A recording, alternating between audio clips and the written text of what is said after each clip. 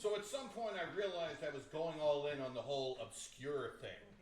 And I actually did a YouTube search for obscure classical music, and this, actually the fourth of this set of pieces came up, the Butterfly that I'm going to play in a few minutes.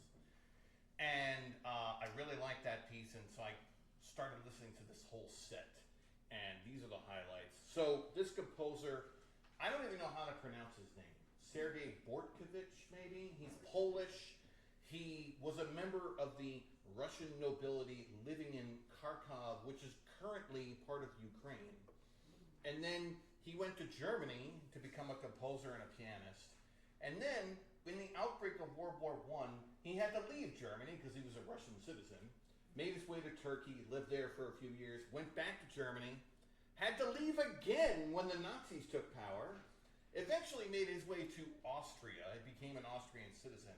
And the real tragedy of his life is that when the Nazis took power, they burned a lot of his manuscripts, and he could not make a living off the residuals from music he had composed, and he lived his last few years in dire poverty. But that being said, on an even happier note, I'm going to play this piece. Now, kids, do you know the story of the Princess and the Pea? Yeah. Well, Miles, can you tell everybody about the Princess and the Pea?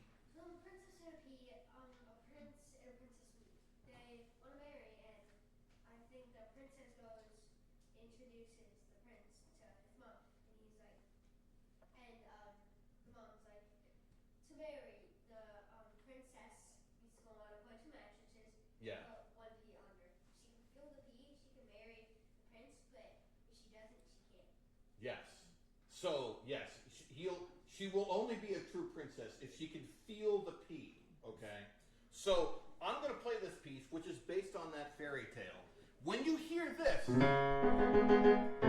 that's the princess struggling because there's a pea underneath the 20 mattresses, okay? So, here we go with the Princess and the Pea.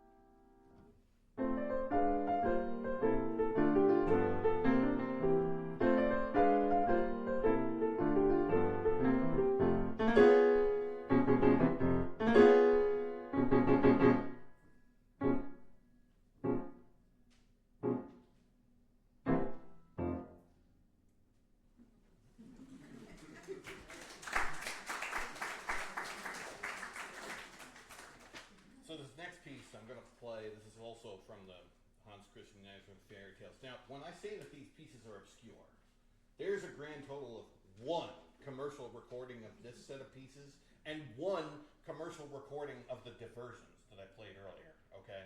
There's like 6 recordings of the Paderewski, and there's probably a dozen recordings of the Rachmaninoff. Not a lot. So this piece, which in my score it's called The Clock, but it's really The Bell. The Bell is a story about this village where they start hearing this mysterious bell, and that is depicted in the music. It's this.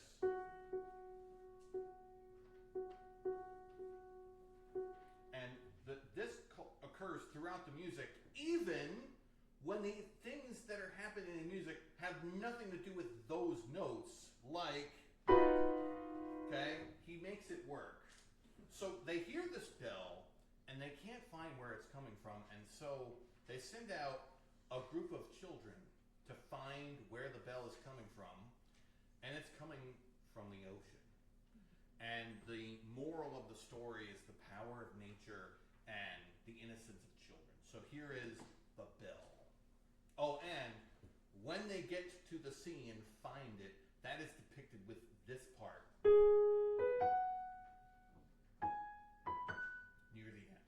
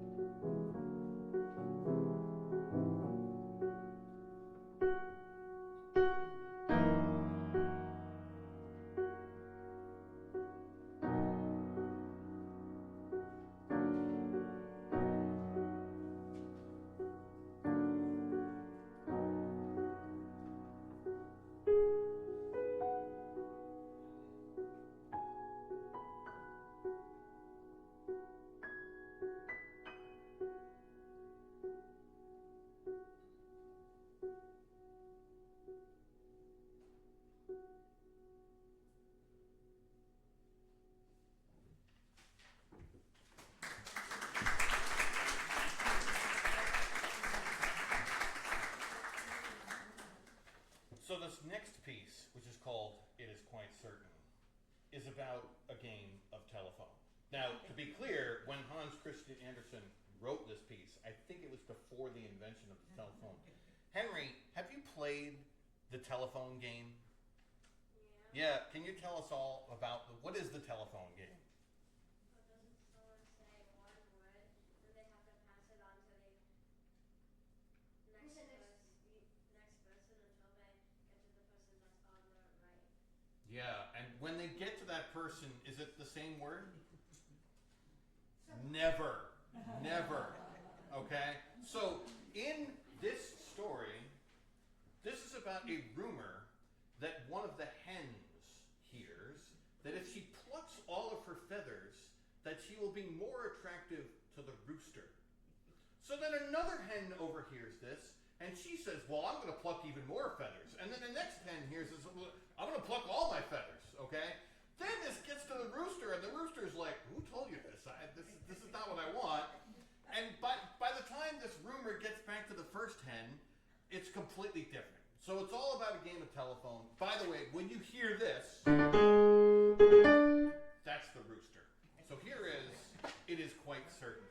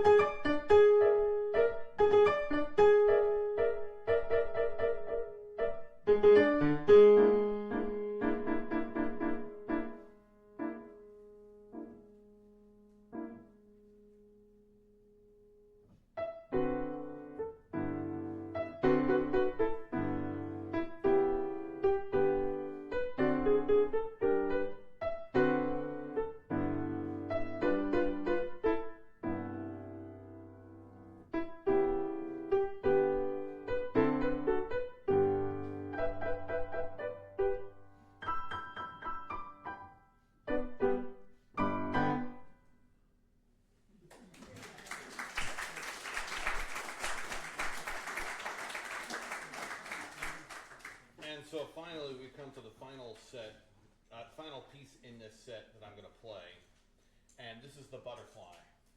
And this is really a tragic story. It's about this male butterfly who at the beginning of the season decides he wants to get married, but he decides that none of the female butterflies are pretty enough for him. So he's going to marry a flower instead. And he can't make up his mind. And he gets to the end of the summer, and he hasn't made a decision. At the end of the summer is really the end of his life. He's like, well, I'm really lonely, and I think I made a bad choice. I should have just made a decision. And then he goes inside, and he's captured. And humans, as sometimes they do, they take a pin and they pierce him with it, and they put him on display. And he realizes, oh, they're displaying me because they think that I'm pretty. They value that, whereas I was valuing those flowers because I thought they were pretty. And there's also a moral of like being in a marriage is being trapped. I wonder how Hans Christian Andersen's wife felt about that. So when you hear this near the end, that's when the butterfly gets pierced with the pin. So here is the butterfly.